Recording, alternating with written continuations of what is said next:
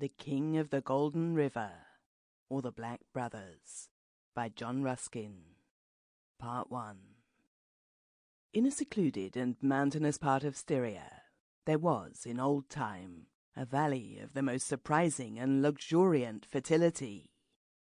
It was surrounded on all sides by steep and rocky mountains, rising into peaks which were always covered with snow, and from which a number of torrents descended in constant cataracts.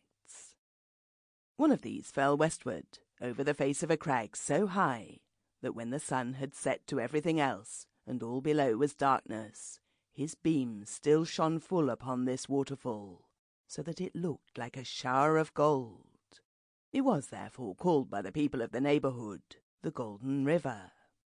It was strange that none of these streams fell into the valley itself. They all descended on the other side of the mountains, and wound away through broad plains and by populous cities. But the clouds were drawn so constantly to the snowy hills, and rested so softly in the circular hollow, that in time of drought and heat, when all the country round was burnt up, there was still rain in the little valley, and its crops were so heavy, and its hay so high, and its apples so red, and its grapes so blue, and its wine so rich, and its honey so sweet, that it was a marvel to every one who beheld it, and was commonly called the Treasure Valley. The whole of this little valley belonged to 3 brothers, called Schwarz, Hans, and Gluck.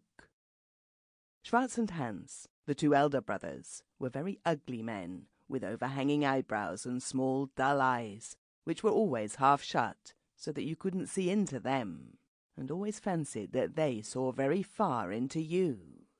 They lived by farming the Treasure Valley, and very good farmers they were. They killed everything that did not pay for its eating.